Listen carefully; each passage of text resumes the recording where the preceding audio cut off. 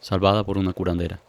Aquel 24 de diciembre, Marta despertó con un fuerte dolor en el lado izquierdo. Primero pensó que tal vez era el estómago, pero no. Eran unas punzadas que no la dejaban ni siquiera moverse. No sabía qué era. Después pensó que tal vez era apendicitis. Un sudor frío le recorría el cuerpo. No tenía fuerzas apenas ni para llamar a su esposo. Ya había amanecido y había logrado encontrar una posición que por lo menos le calmaba aquel espantoso dolor. Cuando su esposo se despertó, la notó incómoda y le preguntó qué le pasaba. Marta, con la voz como un hilo, le dijo que tenía un dolor muy fuerte en el lado izquierdo. Su esposo enseguida se preocupó, pues ella nunca se enfermaba ni tampoco se quejaba de dolores. El esposo le tocó la frente y notó que estaba sudada, algo que no tenía explicación, pues la habitación estaba bastante fría. Leo le dijo que la iba a llevar al hospital. Al principio Marta se rehusó, pero el dolor arreció de un momento a otro. Como pudo, se tiró una bata por encima para que la llevaran al hospital, pues ya no podía más con aquel dolor. Leo lo oyó gritar, así que subió a la habitación y allí se la encontró tirada en el piso. Primero pensó en llamar a la ambulancia, pero no habría tiempo suficiente para que llegara. Así que la montó en su automóvil y la llevó al hospital más cercano. El hospital estaba como a unos 2 o 3 kilómetros. En cuanto llegaron, allí le hicieron todo tipo de exámenes. El dolor era tal que incluso los médicos decidieron inyectarle morfina, uno de los analgésicos más fuertes que hay. Los médicos estaban asombrados con aquel cuadro. Hicieron todo lo posible por encontrar la causa, pero los resultados de los exámenes eran inconclusos. No podían llegar a un diagnóstico. Llamaron a todo tipo de especialistas, a endocrinos, gastrólogos, pero nadie tenía una respuesta para aquel dolor. Decidieron darle antibióticos de forma preventiva, para si era algún tipo de infección que el antibiótico lo atacara, pero no mejoraba. Y así pasó varios días hasta que comenzaron a hablar de hacer una cirugía exploratoria, para ver si había algo que ellos no pudieran detectar con los análisis y con otros exámenes que hicieron. Mientras tanto, Marta perdía peso, no podía comer, y las energías ya eran bien pocas. Los hijos de Marta estaban verdaderamente preocupados. La familia toda estaba en el hospital, día y noche, pues temían que aquel dolor fuera a arrancarle la vida a Marta. A los médicos todo aquello le parecía muy raro, pues al lado izquierdo, en la parte del vientre donde le dolía, no hay ningún órgano vital. Nada que pudiera producir la muerte, pero definitivamente aquello no estaba bien. Una de las parientas de Marta sugirió que vieran a una curandera. La hija mayor de Marta enseguida tomó aquella sugerencia. De todas formas, no había nada que perder. La hija de Marta fue a ver a alguien que le recomendaron. La señora le dijo que la enfermedad de su madre no era una enfermedad física, sino espiritual, que su madre tenía algún tipo de daño de brujería.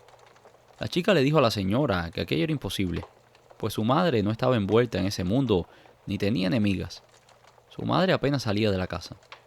La señora la corrigió inmediatamente diciéndole que ella no había dicho que le habían echado brujería a su madre, al menos no directamente, que todo parecía indicar que su madre habría visitado algún lugar donde habían dejado una brujería, y que como ella no tenía ningún tipo de protección ni estaba familiarizada con aquel mundo, tal vez la había recogido, y que aquel daño se le había adherido a ella.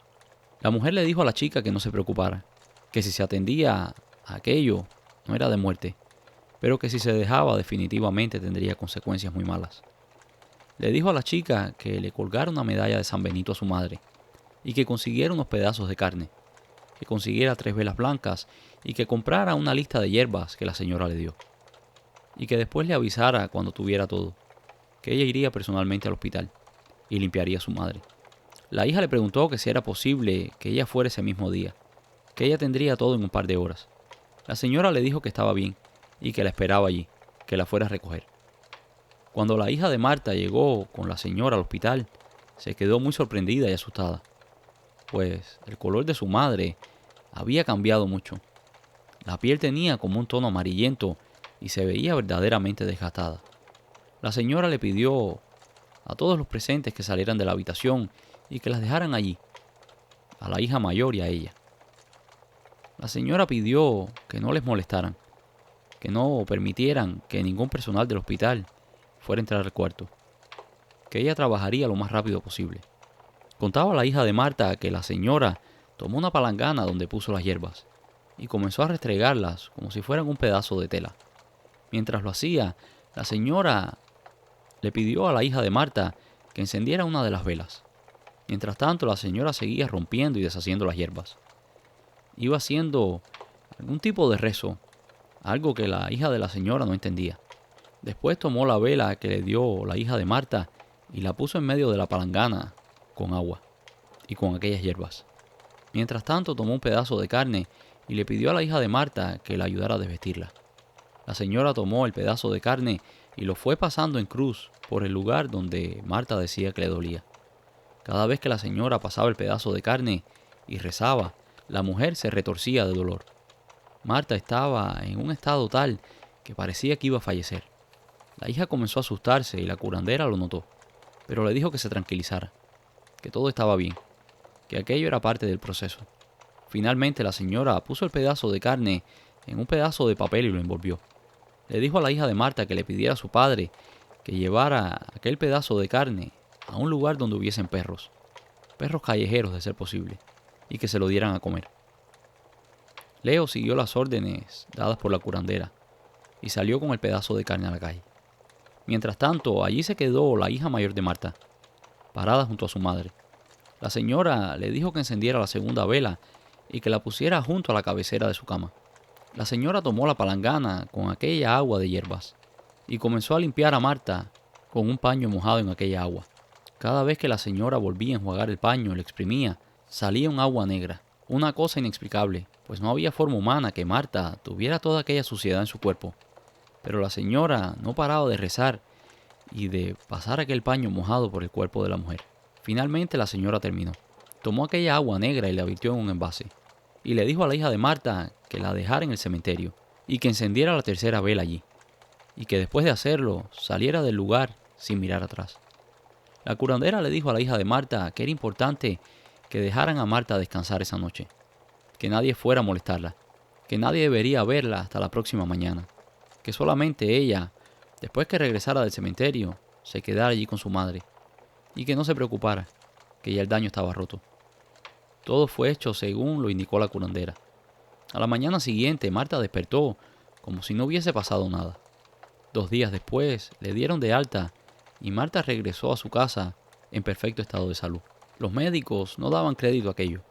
Decían que si ellos no lo hubiesen visto con sus propios ojos, de que aquella mujer estaba al borde de la muerte, no hubiesen creído que era posible que se recuperara de la noche a la mañana. Por supuesto, los médicos nunca supieron lo que hizo la curandera. Y en la segunda parte de este video he querido traerles historias de curaciones que fueron hechas a través de la intercesión de Santa Teresita del Niño Jesús. Santa Teresita fue una monja carmelita francesa que nació en Francia en el 1873. Teresita fue la hija menor de 5 hermanas, las cuales todas ingresaron a la vida religiosa. Teresita tuvo una vida entregada a Dios y a los 24 años de edad, el 30 de septiembre de 1897, después de una larga batalla contra la tuberculosis, falleció en el convento. La fe popular en la santa ha sido la causa de muchas curaciones. La primera curación fue la de una niña ciega de 4 años. Este fue el primer milagro, el que abrió la causa de beatificación de la santa, pues es requerido por la Iglesia Católica al menos 2 milagros antes de que una persona sea considerada para un proceso de beatificación, que no es nada más que el proceso de hacer santo a la persona. El 26 de mayo de 1908, cuando una niña de 4 años llamada Raine Fauquet acudió con su familia a la tumba de Santa Teresa. La niña sufría de ceguera, una ceguera que fue certificada incluso por médicos, incurable. Sin embargo, tras regresar de su peregrinación, la niña recuperó la vista. Su hermana mayor Marie escribía a las carmelitas y les contó que la mañana del 26 de mayo había visto a la pequeña Raine entrar en un estado de calma después de haber sufrido un ataque de dolor. Después la niña miró fijamente a algo y sonrió antes de dormirse plácidamente. La niña después le explicó a su hermana que había visto a Santa Teresita, que estaba muy cerca de su cama, que la cogió de la mano y se rió. La mujer era muy hermosa y tenía un velo, y estaba todo iluminado alrededor de su cabeza. Una de las hermanas después le preguntaba a la niña cómo se veía, cómo estaba vestida. Y la niña le respondió, como tú, haciendo alusión a los hábitos religiosos que llevaba la monja. El 6 de julio de 1908, el médico expidió un certificado que atestiguaba la completa recuperación de Reina Fouquet. Esta curación llevó a la cantante Edith Piaf, quien también estaba destinada a una ceguera irreversible, a visitar la tumba de la santa en 1922. Ella también recuperó la vista y mantuvo una profunda devoción por Santa Teresa. Y como les mencioné al principio, en el 1909, tras el milagro de la curación de la pequeña Reine, se abrió el caso de beatificación a la santa. Otra curación atribuida a Santa Teresita fue la de Charles Anne, un joven seminarista en Lisieux. En 1906 sufrió tuberculosis pulmonar. Su médico dictó rápidamente un diagnóstico desfavorable y el joven futuro sacerdote se preparó para la muerte. Sin embargo, decidió dedicar 2 novenas a Santa Teresita y su salud se recuperó casi de inmediato. El médico se quedó sin habla. Sin embargo, una radiografía muestra que la tuberculosis había desaparecido definitivamente. Este milagro fue el elegido para la beatificación de Santa Teresita el 29 de abril de 1923. Otra curación asombrosa fue la de Sor Louise de Saint-Germain. Sor Louise era una novicia en el convento de las Hijas de la Cruz, en los Bajos Pirineos, aquejada regularmente de vómitos violentos. La joven se sometió a unos exámenes médicos que revelaron la existencia de una úlcera de estómago. Tras varios meses en la enfermería, la hermana Louise se sintió suficientemente recuperada, pero los dolores volvieron casi de inmediato. En un estado de agotamiento extremo, la monja recibió incluso la extrema unción. Le era imposible tragar nada, ni siquiera agua. La hermana rechazaba todo tipo de alimento. Muy preocupada, la comunidad se dirigió a Santa Teresita y le rogó que interviniera. La hermana Louise no se quedó atrás y se reunió a esta ola de oración. Yo tenía un gran cariño a esta joven santa, dijo tiempo después, y se dignó hacerme sentir su presencia durante esta novena. Tuve la impresión sumamente dulce de que me apoyaba su mano en mi cabeza para tranquilizarme. Y durante 3 días un perfume misterioso se extendió por la habitación, sin que las hermanas pudieran explicarlo, contaba Luis. Esta vez la santa se hizo esperar. Tanto es así que Luis renunció a la esperanza de curarse y se limitó a invocar de la santa solamente consuelo y ayuda. Entonces, una noche de septiembre, Teresita se apareció a la pobre hermana, en medio de su sufrimiento. Sé generosa, pronto te curarás, te lo prometo. A la mañana siguiente, las hermanas descubrieron pétalos de rosas alrededor de la cama de Luis. Pocos días después, la hermana Luis se despertó completamente curada, sin dolor ni síntomas. Asombrosa también fue la curación de la hermana Gabrielle Trimussi. Para pasar de la beatificación a la canonización, la Iglesia Católica debe reconocer un nuevo milagro, tanto a nivel científico como teológico, que permitan al Papa proclamar al santo. El caso de Gabrielle Trimussi, una joven italiana que ingresó en la congregación de las Hijas Pobres del Sagrado Corazón de Jesús y María a los 23 años, tenía unos terribles dolores de rodillas, tanto que le impedían descansar. Hacía muchas tareas domésticas que le iban desgastando poco a poco las articulaciones. Y ocurrió lo que tenía que ocurrir. Gabrielle acabó padeciendo una infección que le causaba terribles dolores, hasta el punto de perder el apetito y adelgazar. Tras 3 años de lucha contra esta dolencia e innumerables medicamentos recetados por los médicos, la joven monja vio a su vez afectada su columna vertebral. Desesperada por curarse, acudió a Santa Teresita. El último día de la novena, Gabrielle se dirigió a la capilla y descubrió que podía arrodillarse sin dolor para rezar. Inmediatamente después, el dolor de espalda la abandonó. La enfermedad que la había estado carcomiendo había terminado. Igual de impresionante es el caso de María Pelemans. Este fue el segundo milagro que abrió la puerta a su canonización. En 1919, María Pellemans, de origen belga, empezó a padecer tuberculosis intestinal. Fue a Lourdes, en una primera peregrinación para pedir la curación, pero fue en vano. Un año más tarde, María se unió a una peregrinación a Francia y tras una ferviente oración en la tumba de Teresita, se curó inmediatamente. Después dio testimonio en el convento de las Carmelitas.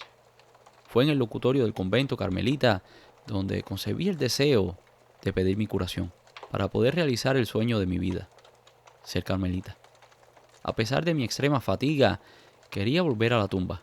Nada más llegar, me invadió una sensación muy dulce y sobrenatural.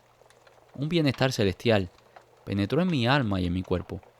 Me sentí como en otro mundo, inundada por un océano de paz. Me invadió una emoción tan extraordinaria que de pronto pensé, seguro estoy curado. Cuando regresó a su casa, María fue sometida al análisis de su médico, quien quedó sorprendido por su diagnóstico. No entiendo, todo ha cambiado. Esto no se puede explicar naturalmente, porque el estómago y los intestinos eran incurables. Si esta transformación persiste, podemos decir que se trata de un gran milagro. La curación persistió después en el tiempo. Y estas son solo algunas de las curaciones recibidas por las personas a través de Santa Teresita. Generalmente, cuando hablamos de lo paranormal, nos enfocamos en todo lo que tiene que ver con fantasmas, con posesiones, con lugares embrujados. Pero sin lugar a dudas, todas estas curaciones, todos los favores que las personas han recibido a través de la intercesión de los santos y por la gracia de Dios, definitivamente son parte de este mundo sobrenatural que nos intriga tanto. Mi hermano se perdió después de presenciar un ritual satánico. Hola, me llamo Julio y esta es la historia de mi hermano Rubén. Mi hermano se fue de Venezuela y se fue a vivir a Chile. Aquí en Venezuela era médico forense, pero en Chile no podía ejercer por el tema de los papeles.